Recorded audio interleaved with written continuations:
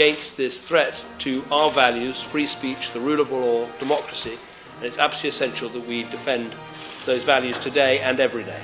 ستستكمل السيطرة على معظم سلطاتكم الرئيسة، مما يعني أن تصبحوا رهائن في أيديهم.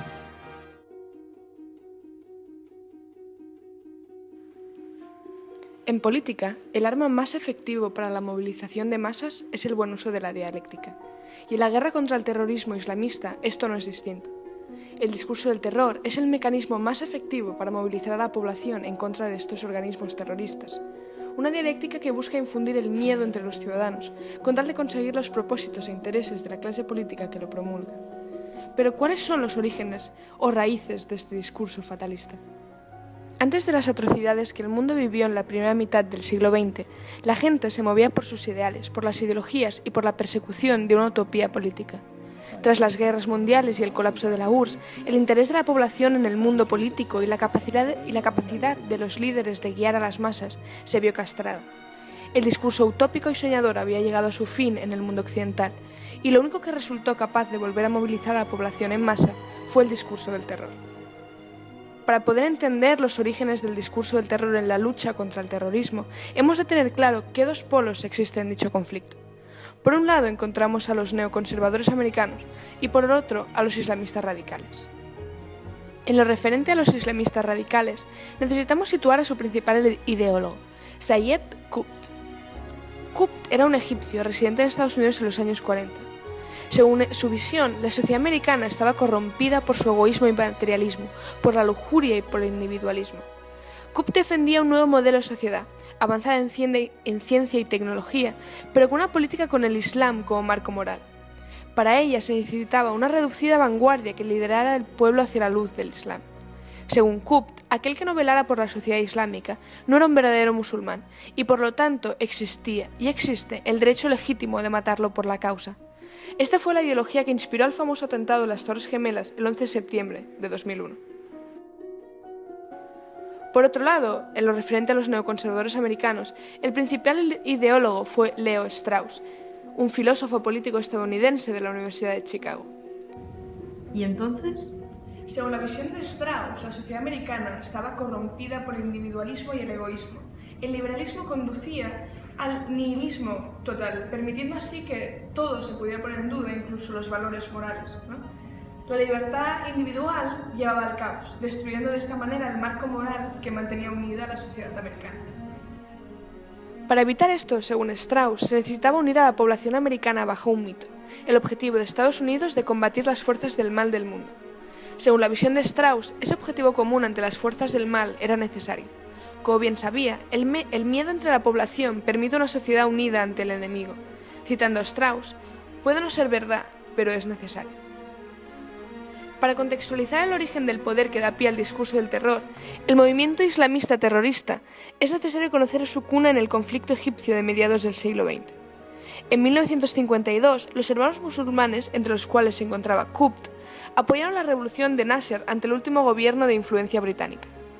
Nasser empezó a implantar políticas seculares, occidentalizando así Egipto. Según los hermanos musulmanes, la sociedad occidental extiende lo que llaman Jahiliya, estado de ignorancia barbárica que afecta a todos sin que nos demos cuenta. Es por ello que toda lucha era considerada necesaria y legítima. Nasser mandó ejecutar a Qutb por ser uno de sus principales opositores, pero tras esto, el joven Ayman Zawahiri creó un grupo para formar la vanguardia que Qutb predicaba, formando así la Yihad Islámica. El grupo de Zawahiri asesinó al sucesor de Nasser, Sadat, esperando así la sublevación del pueblo egipcio como respuesta tras el asesinato. Pero nada ocurrió. Ante esta decepción, decidieron dejar de combatir al enemigo cercano, en este caso Sadat, para combatir así al enemigo lejano, los Estados Unidos. Paralelamente, en los Estados Unidos estaba ocurriendo un colapso de las políticas liberales. Los neoconservadores quisieron desarrollar la idea de los Estados Unidos como la potencia mundial, económica, militar, que debía luchar el mal del mundo. En este contexto, en los años 70, Nixon firmó el Detente, la cual suponía un cese de la violencia y el rearme de las dos potencias de la Guerra Fría.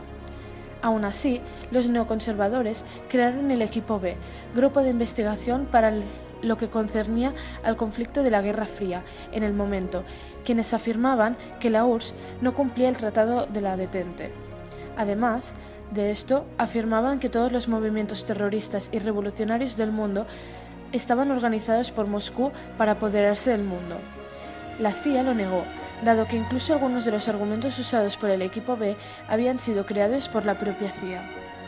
Con esto podemos apreciar que el primer objetivo exterior para constituir el enemigo de la libertad y la democracia americana que los neoconservadores usaron en sus discursos fundamentalistas fue la potencia soviética, mediante el uso de informaciones fraudulentas, difamaciones y falacias.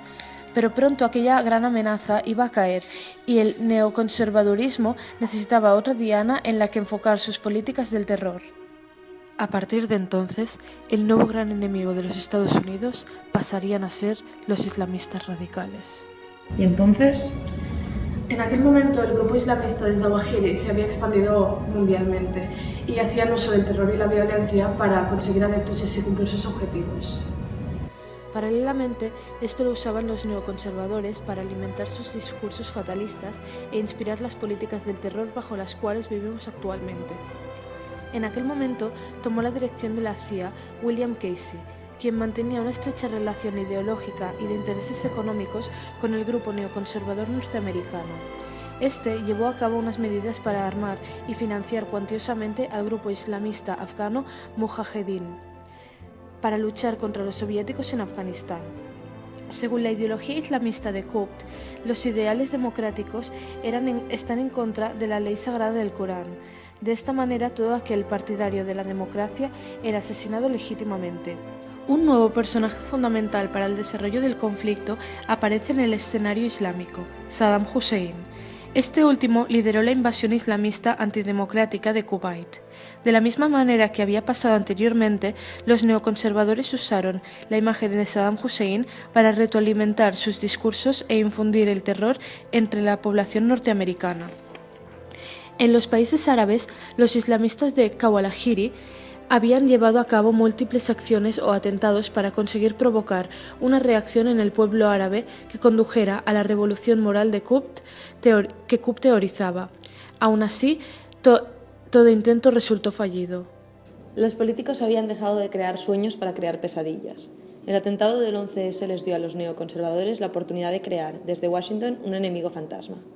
Al otro lado del mundo, Osama Bin Laden volvió a Afganistán, donde Zawahiri se había esforzado en fomentar revoluciones en el mundo árabe. Aún así, estas fracasaron. Zawahiri estaba influenciado por Qutb y quería lograr cumplir su objetivo: instaurar un nuevo tipo de Estado moderno, el cual combinara el este con el oeste, pero siempre manteniendo la esencia musulmana. Su ideología fue rechazada y de ella surgió una oleada de violencia masiva. Viendo el fracaso, Zawahiri cambió su estrategia, probó un método nuevo. Llegaron a la conclusión de que no debían atacar al enemigo cercano, sino al lejano, los Estados Unidos de América. De este modo lograrían llamar la atención de la gente y que ésta se sumara al movimiento. Osama Bin Laden fue en busca de hombres en los campos de entrenamiento en Afganistán, para atacar como hombres bomba en embajadas americanas en África del Este. A pesar de lo que se dio a entender, Bin Laden no tenía un grupo de seguidores, sino que fue América quien lo creó por él. Todo empezó en Manhattan en enero del 2001, donde 4 hombres fueron acusados y llevados a juicio por el ataque contra las embajadas americanas en el norte de África. Por entonces, los neoconservadores vieron en este juicio algo más, una oportunidad para personificar esas pesadillas, convertir a Osama Bin Laden en un terrorista. Aún así, para poder hacerlo necesitaban pruebas que no solo crearan esta personificación, sino que les permitiera tomar medidas para intervenir. Las pruebas fueron dadas a los estadounidenses por un ex socio de Bin Laden, Jamal al-Fatal, que era un militarista sudanista quien había robado a Bin Laden millones. Durante la investigación se usó la información dada por Jamal para diseñar un visual de Al-Qaeda, nombre que le dieron los estadounidenses a este grupo. Durante la investigación se quiso crear una especie de visual en base a la información que había dado Jamal, el ex socio de Osama Bin Laden. El FBI necesitaba unas características específicas para poder considerarlo y catalogarlo como un terrorista. Por lo cual, junto con lo que él, Jamal, había aportado y el FBI necesitaba, crearon un perfil y crearon Al-Qaeda. No existe registro de que Bin Laden lo denominara así, ni siquiera que él era el comandante de una organización, sino que existía un grupo de militares islamistas desilusionados compartían sus ideas y pedían su financiación. Se dice que en el juicio muchos partícipes creyeron que Jamal exageró y mintió. A cambio del perfil que le dio a los americanos, lo integraron en el programa de protección de testigos y le dieron millones. La palabra pasó a la acción con el atentado del 11S, denominado Operación Aviones, llevado a cabo por Khalid Mohammed, quien pidió dinero a Bin Laden para el ataque. En 2001, Estados Unidos entró a Afganistán, donde se unió con la Alianza del Norte para localizar a Bin Laden y Al-Qaeda. Cada información que se les fue dada resultó en un fracaso, y con el tiempo la situación llegó al extremo de la desesperación. Lo que el mundo no vio fue que no luchaban contra individuos, sino contra una idea. Con todo esto, podemos llegar a la conclusión de que, aunque realmente exista una amenaza externa, esta siempre se nos será presentada según la voluntad de los políticos. Así pues, ¿hasta qué punto debemos creer el discurso político ante la amenaza externa, dado que no podemos saber hasta dónde se nos vende un discurso del terror o si realmente es una realidad? En política, el arma más poderosa ha sido, es y será siempre la buena dialéctica.